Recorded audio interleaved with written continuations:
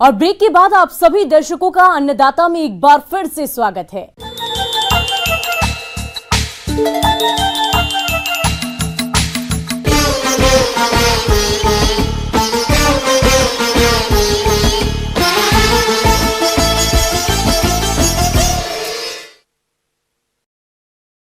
प्रदेश में लगातार कृषि क्षेत्र में विस्तार हो रहा है। नई नई फसलें उगाई जा रही हैं। ऐसे में बेबी कॉर्न दोहरे मुनाफे की खेती साबित हो रही है। बेबी कॉर्न एक स्वादिष्ट, पौष्टिक और बिना कोलेस्ट्रॉल का खाद्य आहार है। वहीं फसल से बेबी कॉर्न तोड़ लेने के बाद पशुओं के लिए चारे की व्यवस्था भी आसानी से हो जाती है। इसी लाभ को देखते हुए किसानों का रुझान इसकी खेती की ओर बढ़ा है। तो आप कैसे करें बेबी कॉर्न की खेती, इसके बारे में समस्त जानकारी दे रहे हैं डॉक्टर वीरेंद्र कुमार यादव।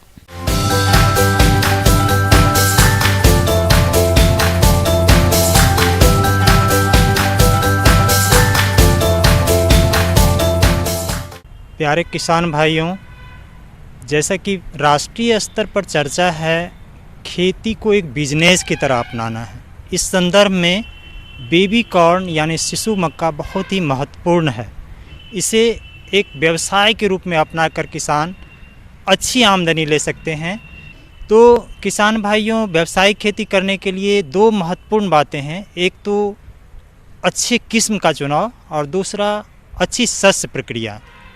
अच्छी किस्म बेबी कॉर्न की व्यावसायिक खेती के लिए प्योर लाइन सीड है 5414 और एक दूसरा है 5417। ये प्राइवेट कंपनी का है। सरकारी संस्था की है HM4, VL बेबी कॉर्न 1 और VL बेबी कॉर्न 2। ये सारी किस्में अपनाकर बहुत अच्छी खेती की जा सकती है। किसान भाइयों, खेत की तैयारी के लिए पहले खेत की एक गहरी जुताई करें। उसके बाद कल्टीवेटर से आड़ी खड़ी जुताई करने के बाद एक बार डिस्क हेरो चलाकर मिट्टी को भुरभुरा बना लेते हैं। फिर खेत में पाटा लगाकर भूमि को समतल बना लिया जाता है और खेत की अंतिम जुताई के समय अच्छी सड़ी हुई गोबर की खाद 10 से 20 टन मात्रा में खेत में अच्छी तरह से मिला दिया जाता है। दूसरा खाद की बात है। तो प्रति हेक्टेयर ज़्यादा से ज़्यादा हम लोग कंपोस्ट का इस्तेमाल करें। 15 क्विंटल प्रति हेक्टेयर की दर से कंपोस्ट लगभग 15-20 दिन पहले खेत में डाल देना चाहिए। और नाइट्रोजन, फास्फोरस, पोटास का अनुशंसा है 150 से 180 किलो नाइट्रोजन मैं प्रति हेक्टेयर की दर से बता रहा हूँ। 70 से 80 किलो फास्फोरस, 70 से 80 किलो पोटास और 25 किलो जिंक सल्फेट प्रति हेक्टेयर। पूरा फास्फोरस, पूरा पोटास और पूरा जिंक खेत तैयार करते वक्त डाल देना चाहिए। लेकिन नाइट्रोजन स्प्लिट डोज में यानी अलग अलग अवस्थाओं में पड़ना चाहिए। जिस समय में हम खेत तैयार कर रहे होते हैं उस समय में 10% नाइट्रोजन दीजिए। जब पौधा 4 पत्ते वाली होती है उस समय में 20%।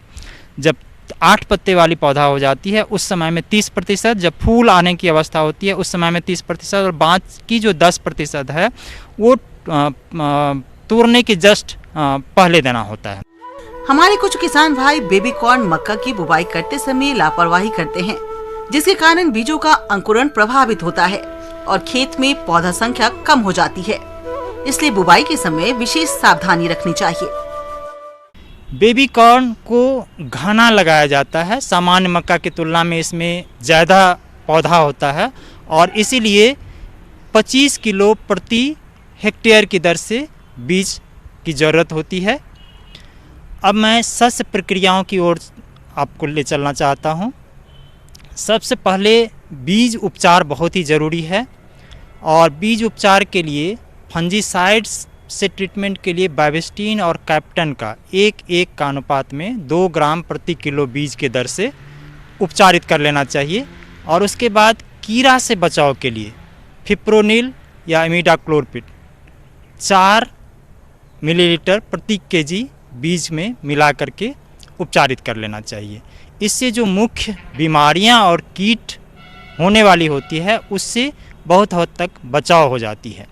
इसकी खेती सालों भर कर सकते हैं हम। सिर्फ दिसंबर, उत्तर भारत में दिसंबर और जनवरी में जब ज़्यादा ठंड पड़ती है उस समय में हम लोग नहीं लगाते हैं, अन्यथा सालों भर लगा सकते हैं। और ख़ास करके गर्मी में तो ये बहुत ही कम समय में यानी कि 45-50 दिन में भी तैयार हो जाती है। और बीज की जो बुआई होती है वो दूरी भी महत्वपूर्ण है। बेबी कॉर्न में 60 सेंटीमीटर रखते हैं 2 पंक्ति के बीच की दूरी, और एक पंक्ति में 2 पौधा के बीच की दूरी 15 सेंटीमीटर। गहराई भी महत्वपूर्ण है।